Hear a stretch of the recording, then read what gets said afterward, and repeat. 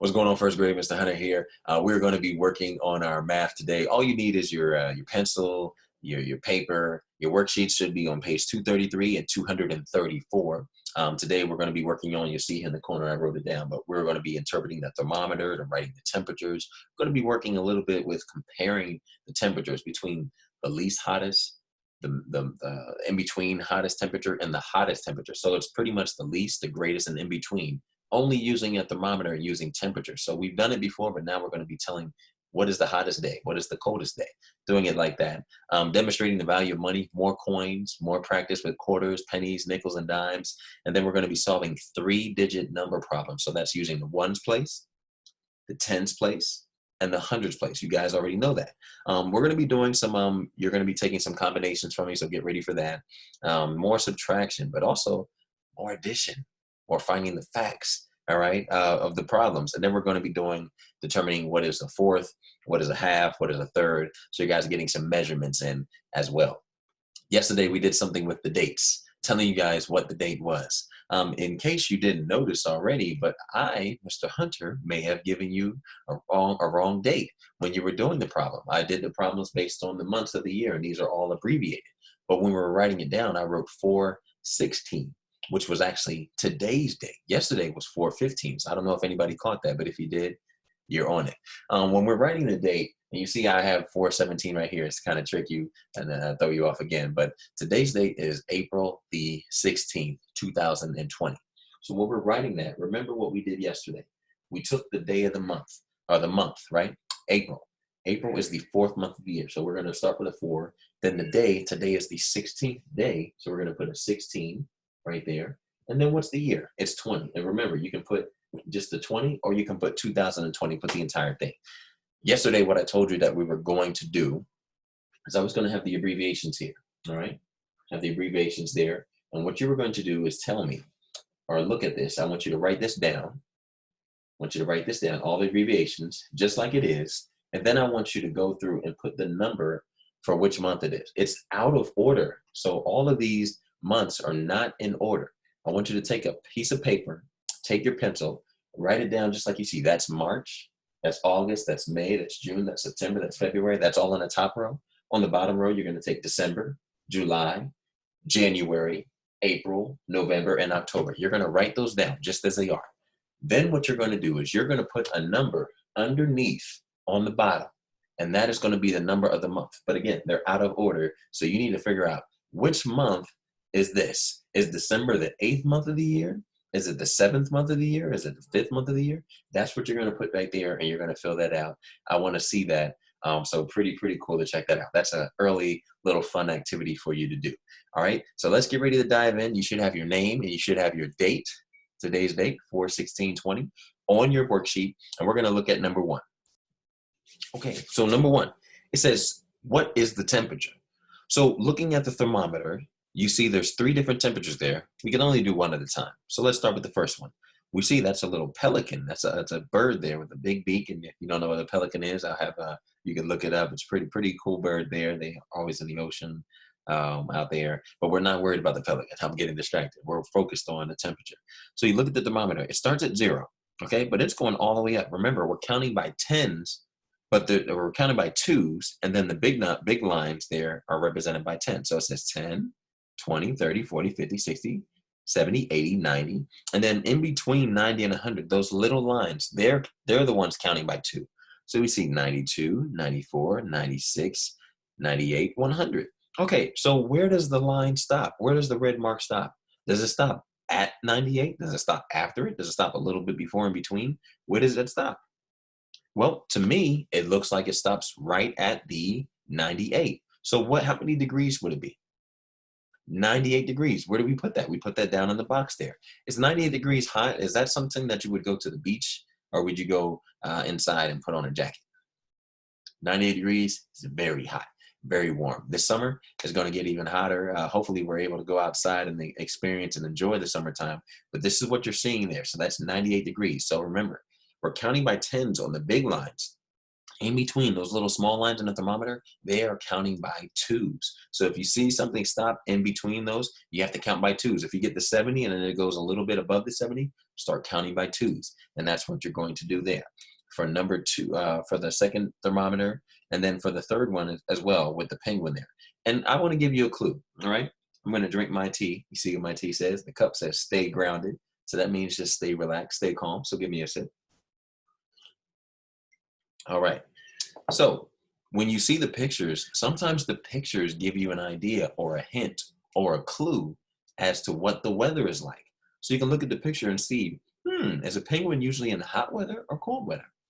Is this bird usually in the hot weather or cold weather? Get an idea, start paying attention. Remember, we do that in our reading when we're looking at our pictures before we start reading fantasy and reality or anything, the main idea, compare and contrast. All right, let's move on to number 2. It says, look at the temperatures in section 1, then write the temperatures in order from coldest to hottest. So guess what? This problem is connecting to the first one. So this is really important. Why?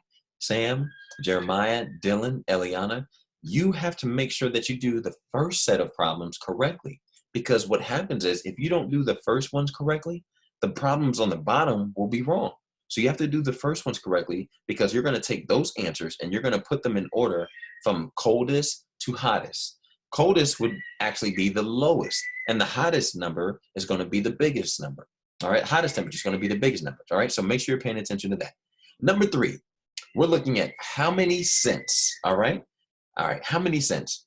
We have to look at this change very, very, very carefully because if we see there's a quarter, I see 1, 2, 3 quarters on the first row.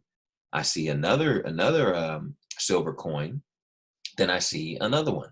So I see 3 quarters, a dime, and a nickel. What we have to do is determine how much each of those are worth. If you know how much a quarter is, raise your hand. Okay, a quarter is worth 25 cents. How much is a dime worth? It's worth 10 cents, yes. And then how much is a nickel worth? A nickel is worth 5 cents. So you have to figure out that. You have to add up all those numbers, and that's going to give you your answer for the first row. The second row, you're going to have to do the same things, but you might notice there's some new coins that are introduced on the bottom row. Take your time. If you need to write it out slowly, that's totally fine, but you want to take your time. Remember, a quarter is worth 25, a nickel is worth 5, a dime is worth 10, and a penny is 1. So if you know those, you'll get the answers right. All right, number 4 says write the sums. Let's do the first one. There are 3-digit add-ins. This is 5 plus 4 plus 2 equals what? Well, you see 3 numbers and you say, Mr. Hunter, that's too many numbers. I can't do all that. Well, that's fine. It's okay. All you have to do is do one problem at a time. So take 5 plus 4. What's 5 plus 4? You have 5, then you add 4 to it. 6, 7, 8, 9. All right, we have 4. 4 and 5 is 9. So we know 9, if it takes out those first 2 numbers. So now all we have to do is add 9 plus 2. And that's really easy, right? You can do 9 plus 2. So you have 9. You add 2 more to it. 10, 11. What is our answer? It's 11. The steps that I'm giving you, you guys may know already. You may look at me right now and say, Mr. Hunter, why are you telling us this? We know how to do this. I'm just trying to help you because even when you move forward to 2nd grade, you want to take your time. It's a step-by-step process. Everybody say step-by-step process. If you miss one step, guess what happens? The entire problem is wrong. And I don't want you to make mistakes. So always take your time. Never rush, okay?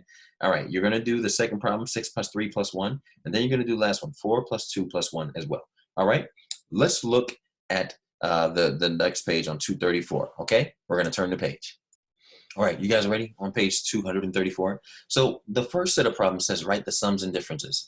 Sums and differences. That means we're going to be doing a combination of addition and subtraction. So we're going to be doing both. So make sure you don't move too fast because sometimes you know what happens?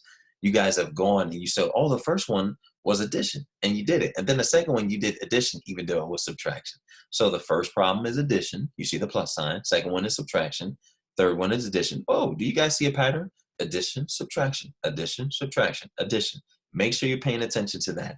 And you're going to do that for the top and then for the bottom. You have 4 problems at the top, actually 5 problems at the top, which are 2-digit add-ins. So you're having two numbers at the top, 2 at the bottom. So make sure if you want to draw a line in between so you have more focus, the tens and the ones place is easier to identify. Go ahead and do that right now. Number 2, it says it's a word problem. And so remember, get your pencils ready because this is what we have to do. Remember this, Sam, Eliana, Dylan, Jeremiah, you make sure that you underline or circle the first number that you hear when we read. So number 2, it says one ship had 9 sails. Oh, that's a key word. That's a key word. We underline or circle 9. Another ship had 5 sails. Okay, so we have to underline 5. How many more sails did the first ship have? So what are we doing here? It seems like we're doing a problem where we may have to take away to find our answer. So it said one ship had 9 sails. So we're going to write that down. 9. Then another ship had 5 sails. How many more sails did the first ship have? So if you want to find out which ship had more, what do? Are you going to add them up? 9 plus 5? Or are you going to do 9 minus 5 to find out how many were left over? I think you're going to take away. You're going to do 9 minus 5 to figure it out. So that's what you're going to do. But your choice, your job right now is to make sure you put the right numbers in the right blanks. Okay? So make sure you do that, and then you're going to get your answer. You'll find it. It'll be really good. So read the problem again if you need to, but you guys know how to do this. All right, number 3. These are your word problems. So I'm going to read the equation, the problem to you. All you're going to do is write the answer in the box. For letter A, the combination is 4 plus 5. 4 plus 5. And I apologize. I'm sitting and I look at you guys. I'm talking to you now. My window is, my computer's faced the window. And there is a young child, a young baby who's screaming and crying. I think they're tired of being inside too. So if you hear that noise going on in the video, pay no attention to it. I can't do anything about it. But I'm just letting you know if you do hear something. If you don't worry about it. All right. So the first problem for letter A was 4 plus 5. Letter B, 10 minus 4. 10 minus 4. All right, letter C, 2 plus 8. 2 plus 8. All right, letter D, 9 minus 5. 9 minus 5. Letter E, 7 plus 3. 7 plus 3. And letter F, 8 minus 4. 8 minus 4. All right, if you need to hear those again, just rewind the video. We're going to move on to number 4, last but not least. You guys have been doing great today so far. Keep up the good work. You're going to go back through these and do them. But just letting you know right now, we're on number 4 and number 5 to show you these final problems. Number 4, it says, mark the bubble under the shapes that are divided correctly. So for the first one, everything is red. You see, it says fourths. You're going to bubble in the example, whichever one has fourths. So you have to look at it. One is a whole, one is a half, one is another one. You have to determine which one is fourths. The next one, you have to determine which one is a whole.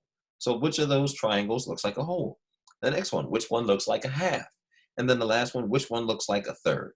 So it's really just counting and doing what you're used to doing, identifying the fourths. If it has a fourth, how many spaces did you see? 4. If it has a third, how many should you see? If it's half, how many should you see? You know this, you've done it. You're going to do great on this. Just make sure you bubble in the correct one. Take your time. Last but not least, what time is it?